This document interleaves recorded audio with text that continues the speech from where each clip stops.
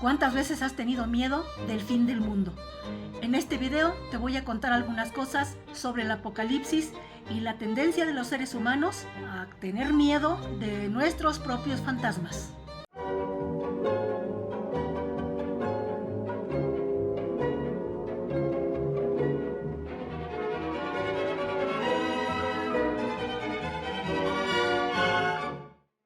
¿Qué tal? Espero que ustedes se encuentren muy bien. Les agradezco sus likes, sus suscripciones y que lo compartan si les parece interesante.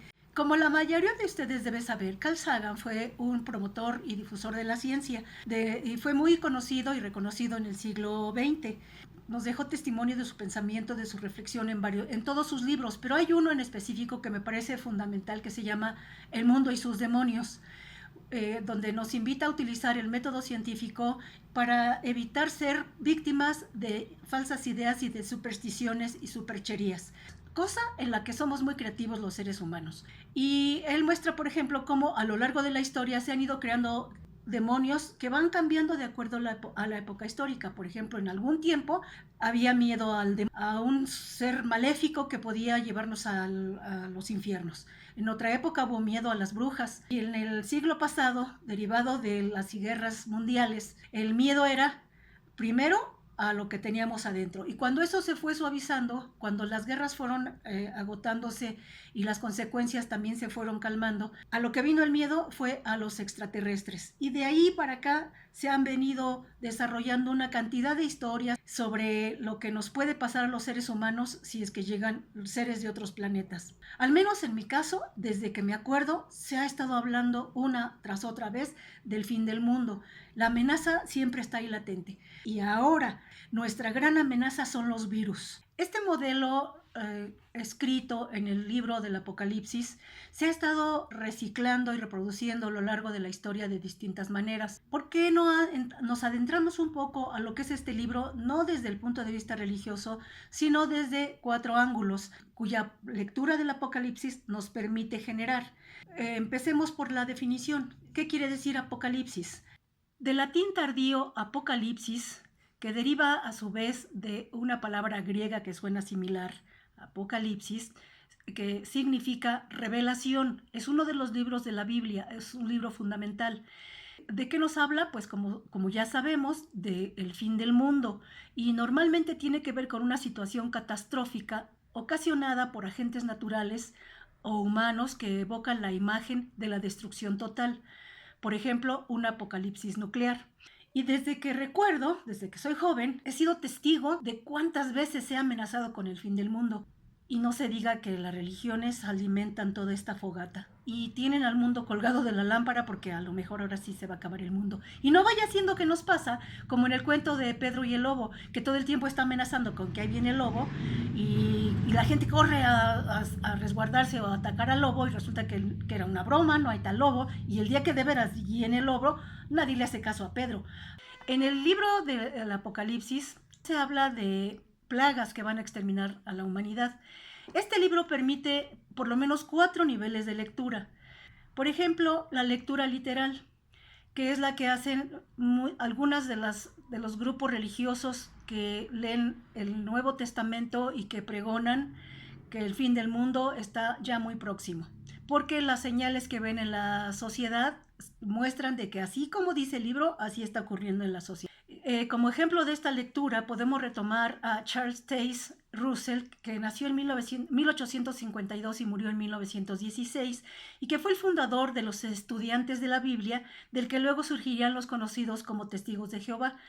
Una de sus profecías establecía que el fin del mundo sería en el año 1914, o al menos lo que él llamaba el fin del tiempo para los gentiles, cuando habría una época de anarquía antes del reinado milenario de Cristo, con el que comenzaría una edad dorada. Pues no hubo ningún final en 1914, a no ser que se considere la Primera Guerra Mundial como un final, aunque aún habría otro final mucho peor, que fue la Segunda Guerra Mundial. Y sin embargo, a pesar de que cuando se vaticinan estos fines del mundo no ocurren, de todos modos los grupos o los voceros de estos grupos siguen como si nada, no pasó en esta época, pero va a pasar en otras, se los advierte. A nivel histórico, se sabe que el Apocalipsis o Revelaciones fue escrito a finales del siglo I o principios del II, cuando las persecuciones romanas contra los cristianos se hicieron más crueles, en tiempos del emperador Domiciano. Como algunos otros emperadores, exigían, ya sea por simple vanidad o como estrategia de coerción a sus súbditos, que sus estatuas fueran adoradas a lo largo de todo el imperio, cosa que los cristianos se negaban a hacer por motivos religiosos, igualito que ahora que en sus templos no existen las imágenes. Los césares se autoproclamaban Señor de los Señores, además de hijos de Dios, títulos que los cristianos reservan exclusivamente para Jesucristo. Por ello, el Apocalipsis, desde el punto de vista histórico, conllevaría también un trasfondo que haría referencias múltiples a estas persecuciones y a los consejos que el autor daría a sus lectores cristianos de mantenerse en la fe para soportar las angustias, poniendo la esperanza final en la nueva Jerusalén como premio seguro para que fueran firmes.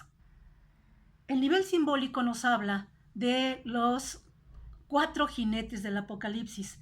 ¿Por qué 4? Pues porque en la numerología mística se considera que el 4 es el número que representa la creación, y cada uno tiene un color diferente y cada uno acarrea una desgracia diferente. Se sabe entonces que la imagen de los caballos viene desde el libro de Zacarías, en donde se establece que son enviados por Dios, montando cada uno un caballo con un color característico. Estos jinetes llevan plagas a toda la humanidad, por lo cual se extenderán por toda la tierra. Y si recordamos el significado de los colores, la interpretación más común de lo que cada jinete representaría sería la siguiente. El caballo rojo representa la guerra, el caballo negro representa la hambruna, la pobreza, el caballo verde o amarillo representa la muerte o la enfermedad, lo cual significaría que durante la pandemia nos ha estado cabalgando el caballo verde o amarillo. El caballo blanco representa para algunos la muerte por el hecho de que la muerte siempre vence, pero para los cristianos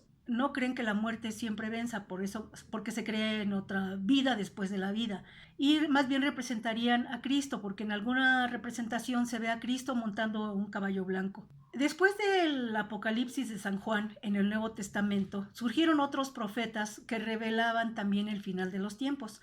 Por ejemplo, las verdaderas centurias astrológicas y profecías publicadas en 1555, nada más ni nada menos que por Nostradamus, conocido médico y astrólogo francés cuyo nombre real era Michel de Notre Dame, y que nació en 1503 y murió en 1566. Y en otras ocasiones, de una manera clara, fijando una fecha determinada para ese final, también lo hizo el franciscano italiano Joaquín de Fiore, que nos dice, Joaquín de Fiore nació en 1135 y murió en 1202, y él anunció el final del mundo para el año 1260. El gran físico y matemático inglés Isaac Newton, fíjense que también hizo una predicción. Isaac Newton nació en 1643 y murió en 1727. Y él dijo que, él predijo el fin del mundo para 2 fechas. La primera fue en 1715 y luego en 1766. También el norteamericano Joseph Smith, nacido en 1805 y muerto en 1844, que organizó la Iglesia de Jesucristo de los Santos de los Últimos Días, o lo que ahora conocemos como la Iglesia Mormona, y que predijo el final del mundo para el año 1890.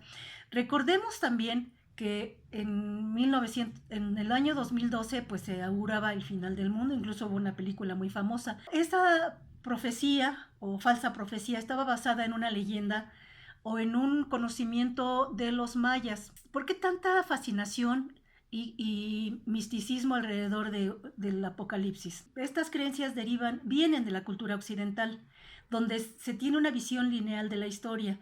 Y si hay un génesis en el libro y hay una creación de la vida humana o de los humanos, tendrá que haber también un final. Y porque tienen esa visión lineal de la historia, cosa que no ocurría en Mesoamérica antes de la llegada de los españoles, porque aquí, por ejemplo, los mayas tenían una visión cíclica de la vida. Sí, había un final del mundo, pero porque se iba a gestar otro.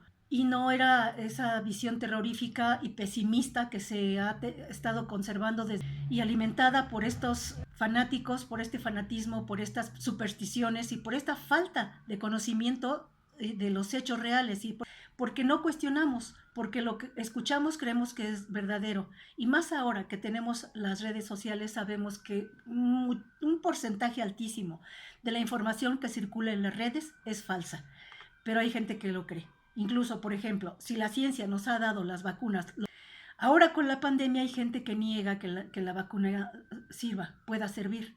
Entonces, esto de luchar contra la ignorancia y la superstición parece que va a ser la historia de todavía muchos siglos. En el nivel del análisis del Apocalipsis como obra literaria, encontramos toda la producción relacionada con la ciencia ficción, en los que existen muchísimos escenarios donde la humanidad sucumbe a alguna forma de colapso social, que puede ser como una guerra mundial, una enfermedad, una invasión extraterrestre, y ya saben, el cambio climático de donde se pierde el control y todo se acaba. Suelen llamarse de forma global escenarios apocalípticos o posapocalípticos, término este último que hace referencia al futuro posterior a dicha catástrofe. En términos comunes, la etapa apocalíptica se relaciona con las narraciones de grandes catástrofes, hecatombes, guerras y tragedias que llevan a la extinción de la humanidad. En cambio, la etapa posapocalíptica tiene relación con las ideas generales de supervivencia del hombre sobre el planeta, mezclado con el origen de una nueva era social, un nuevo orden mundial y la creación de una nueva civilización posterior al apocalipsis. Casi siempre hay uno o varios testigos que sobreviven a la hecatombe. Nos muestran dos posibilidades. Una, que efectivamente se crea un mundo mejor, diferente, o la otra en donde de plano ya todo se arruinó y la sociedad humana tiene un tremendo retroceso y ya tiene que empezar de nuevo y quizá con muchísimas menos herramientas y posibilidades de las que tuvo en la primera vuelta de desarrollo humano. Pues no sé ustedes, pero yo prefiero quedarme con esta visión, con este análisis a nivel literario, porque a fin de cuentas, pues son historias que están ahí escritas desde hace cientos de años y está comprobado que cada vez que anuncian un final del mundo no ocurre. Cuando ocurra, ya no vamos a estar aquí para verlo, porque en último caso, realmente no somos tan importantes como generación como para ser testigos del final del mundo. Ahora bien, también es cierto que cuando se empujan estas ideas en la sociedad, está habiendo cambios, grandes cambios a nivel social. También es cierto que se puede estar asociando con desastres que ya ocurrieron o que se sabe que pueden ocurrir.